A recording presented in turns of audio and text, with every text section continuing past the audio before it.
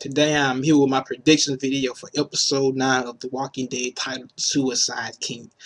And first, I want to talk about where the governor's humanity stand now in terms of the TV series.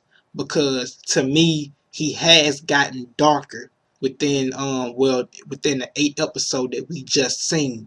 And for some of you who don't know, his daughter Penny was the only shred of humanity that was keeping him basically stabilized. Although he really wasn't, but she was the only reason he had some sort of humanity left inside of him. But now, as we all know, Michonne killed Penny. So I feel that his character will get darker. Now, at first, it was debatable in the early episodes of The Walking Dead season 3. It was debatable if he was a villain or not. Now, from the show perspective, yes, he was a villain, but to us, the viewers, we was really asking ourselves, was he really evil? Because the things that he did was unjustified, but he did them for a reason. Because, as I stated before, he's power hungry, and he didn't want nobody questioning his leadership. Now, I feel that his character will get darker. Because unlike his counterbook partner, the governor from the comic book, when we first see the governor in the comic book, he's just evil from the start. But when we see the governor in the TV series, he's not really evil. And I like the way the writers did this. Because at first I was like, yeah, he's not really evil, but the writers gave us the basically the good side of him first, and now they basically want to turn him dark now. So they did give us a governor that did have his humanity, unlike his counterpart who didn't have it at all when we first met him. So I like the way the writers did this, and now they're probably going to take him down this dark path because of Penny's death, as I stated. And I'm going to give you some reasons why I think he really lost his humanity in episode 8. Now, if you pay attention at the zombie gladiator battles that they always have going on in that battlefield, you can see that he got Merl and he got Daryl in that battlefield. But he also knows that Andrea is in the crowd is in the crowd with those people. Now, remember, in the beginning, before Penny's death, he didn't even want Andrea to know that Rickton was still alive, or he didn't even want Andrea to know that Glenn and Maggie was in Woodbury. He was even about to kill them so she wouldn't find out, because I think he's scared that Andrea will choose their side over his, because for some of you who don't know, Rickton is like the former group for Andrea. She was with them first, even in season 1. So I'm pretty sure she have a connection with Rickton she have a connection with Rickton that she don't have with the governor. And I'm pretty sure she would take his side over. She would take Rickton's side over his, and he was scared of that. So he tells Merle to basically take Glenn and Maggie to the screaming pit. Now I don't know what the screaming pit is, but we can see that he was really scared of Andrea knowing about their existence in Woodbury. But now, if you look at that battlefield where he got Merl and Daryl at, he don't even care no more, and he know Andrea is in that in that crowd with the where everybody else is at, and he know Andrea is seeing this, but now he don't care, and that right there is a sign to me that he has really lost his humanity. That's a sign to me. Also, if you're looking at episode 9 preview, you can see him firing. Well, you can see him shooting multiple ammunition. You can see him shooting multiple rounds of ammunition at somebody at the prison. But the governor once had a code when it came to ammunition. Remember in episode 3 titled "Walk With Me," he tells Tim, "Never waste a bullet, son." But now, if you look in the preview, he's shooting multiple multiple ammunition, just wasting it. And the governor does not like to waste ammo. He said it 2 times in that episode. He also tells Crowley to don't waste no ammunition. Use it only if it need to be used. But he does not like wasting ammunition at all. But you can see him shooting multiple rounds at the prison. So that's how we know something is up with his character now. He's really going down this dark path. Now, next, Merl and Daryl. They will escape because remember, Andrea does step up to the governor after he have Daryl though, because you guys got to remember because Andrea does know Daryl and she does tell the governor that he's my friend. And basically, you can tell the governor, you can look at the governor, and the governor tells her basically the people has chosen already. So you can tell that he really lost it. So he's getting ready to basically execute Merle and Daryl. But here goes the thing. I think Rick comes back to Woodbury and use a flash grenade as a distraction to save Daryl. Because if you look in the preview, you can see smoke in the background. And you can also see Shumpert, aka Bowman, holding his gun. You can see another civilian in Woodbury running out the smoke with his hand over his head. So Rick will come back, because I heard Michonne talking to Rick in a previous episode before it ended, telling Rick that you do need me. Basically, I can go back and I can save Daryl too. I was the reason you was able to save Glenn and Maggie, because I basically showed you what Woodbury is. And also you can see how Michonne has really let her guard down, because at one point Michonne had a lot of pride. You can see how she let that go now, and she basically swallowed her pride, and she want to accept Rick now, and she want to join a group. Next, we see another scene where people want to leave Woodbury, and this right here have to be due. This right here have to be due to the fact that Rick actually came to Woodbury to attack it, and now they're scared. Now, this right here is going to eat the governor up, and it's really going to eat the governor up inside, because his plan was to always have power and always have these people look to him as a leader. But now these people is not even looking to him as the leader no more. They feel that he can't protect them. So now they're trying to so now they're trying to leave Woodbury, because they scared of getting attacked again. And this right here is, like I said, is going to eat him up, because he's not going to have that power that he once had over them. They feel that, as I just stated, they feel that the government can't protect them anymore. And now they're trying to leave. Next, the governor's trust in Andrea. And also, I think we know Merle is going to escape with Daryl, because we see Glenn gets very heated and asks Rick, what is he doing here? And we see Michonne pull out her katana blade, and we can see Glenn trying to run up to Daryl. To Merle. So I do see Merle coming with Rick but I don't see him really getting along, due to the fact that he's still mad about getting left on top of the rooftop and having to cut off his hand.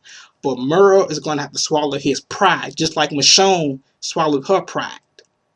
Because at first she tells Rick when Rick saved her outside the prison, she say, I never asked you for your help, but deep down inside she needed it. But now she swallowed her pride, and she's different now. She's not independent like she used to be. So I'm happy about that.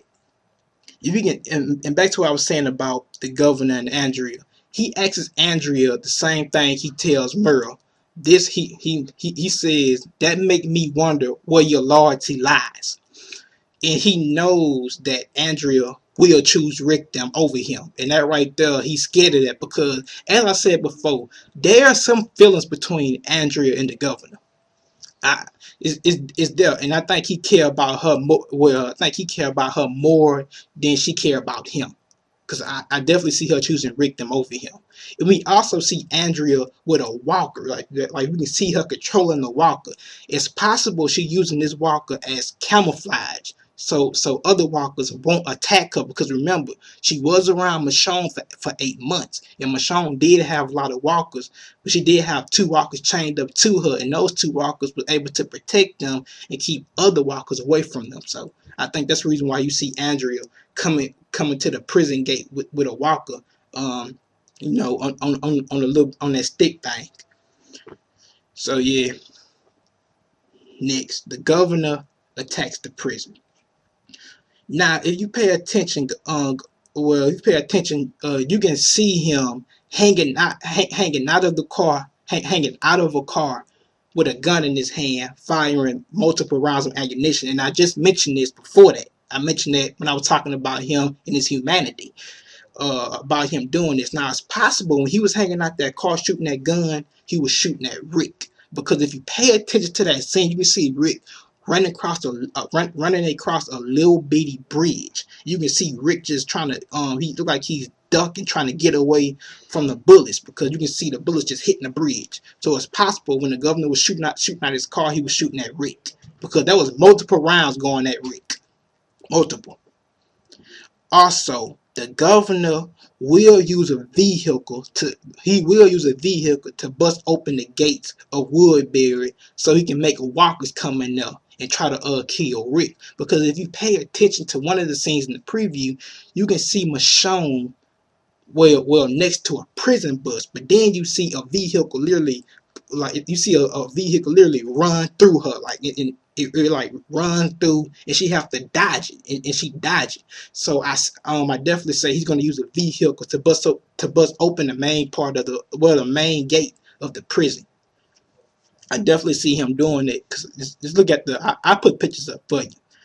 Now, Carl tells Rick about not being the leader anymore.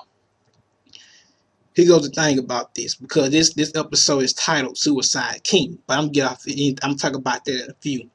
You have to remember, from one standpoint, Rick did say this himself.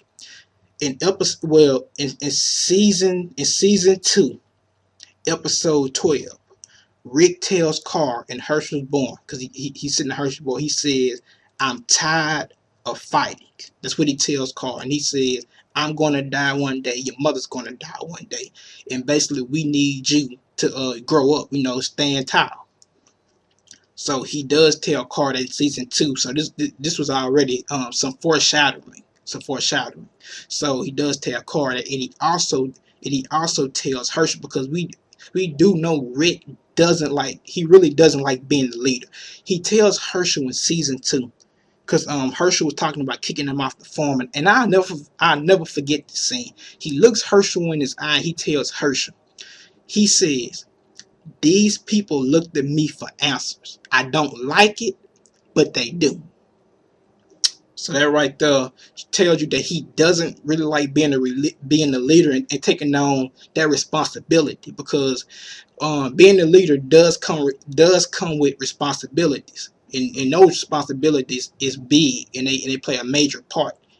And basically, if anything happened that could really affect him, and a lot of stuff has happened to him, he still hallucinate. He thought he seen Shane in Woodbury. That's the reason why Oscar died.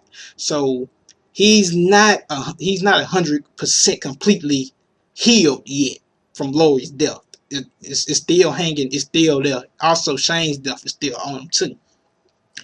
Next, we see a sneak peek of Tyrese and Ben and Alan at the prison, and you can see that Alan is trying to cook up a plan to take over the prison, because he feels that Cardam is weak. He says, "We have one with a gun, we have a girl, and we have a one-legged old man." Here goes the thing with that, though. We see how Tyrese trying to compromise with him and tell him, "Don't do it. These people, well, they good people. Don't do this." And then Sasha also tells Alan that we didn't come out here for this. We came out here to bury Donna. So I definitely see Alan or Ben down, because Ben was agreeing with his father Alan about taking over the prison. And Tyrese, probably not is not going to allow that. He's not going to let that happen because as Tyrese stated in the previous episode, we have food, we have shelter. He thanks Carl for letting them stay there. So I don't think Tyrese is going to let that happen. Let them take over the prison. And I definitely see Ben or Alan dying in this episode because Alan counterpart that was in the comic book. I mean, I liked him in the beginning, but after his wife died, he turned into an asshole. I mean, he was filled with rage most of the time, and he was always taking it out on people, other group members at the prison. But then again, I can see because his wife died. But this Alan in the TV series, his wife Donna dies, and it seemed like he don't really go into rage and fit and take out on people. It's like he's sneaky. He's trying to cook up a plan to take over the prison. It's like he's just being sneaky now. And I don't like that. And I definitely see Alan R. being dying. And in the episode it's titled Suicide King, so I'm pretty sure somebody is going to commit suicide. And also you do see a scene with Rick and Herschel. And you can see how Herschel tells Rick to get back here. He literally screams at Herschel. So that right there was pretty interesting. And another thing I want to address this. You see Beth kiss Rick on the cheek. Here goes the thing. The only reason Beth had kissed Rick on the cheek because he had brought back Maggie them. A lot of people got this messed up mind perspective talking about she was hitting on Rick and they had something going on. That's stupid. That's the only reason she kissed Rick because he brought back Maggie them. You can see Herschel literally hugging Maggie. That's the only reason she kissed him. She was basically thanking him for saving Maggie and Glenn. So that's stupid. So I hope you guys enjoy my preview discussion. In the video, pretty decent. Remember to comment, subscribe, rate, and let's talk about it down below in the comment section. And peace. Also, last but not least, I have never seen Daryl that scared before. I mean, when the governor had him on that zombie gladiator battlefield, I mean, if you look at Daryl, I mean, his heart was pounding, just pounding. The dude was really scared. So I have never seen Daryl that scared before. Not even in season 1 or season 2. And he was in season 2. He was in some death situations that he escaped, but he wasn't like scared. And Merl he seems to be calm and quiet for some reason. And my speculations is, or my predictions is for this, probably because I'm not gonna say that yeah, of course he's scared inside, but and I was wondering, like, I'm like, why did Merl speak up when the governor classified him as a traitor? And I realized that's the reason why Merl is so scared of this man, because of the power he have. And I mean, look at the power he have over the people. The people in Woodbury is literally agreeing with killing Merl and Daryl. So that makes me question, where are they humanities? If those people die in Woodbury, I wouldn't care at all. I wouldn't care because it's like they're agreeing with this.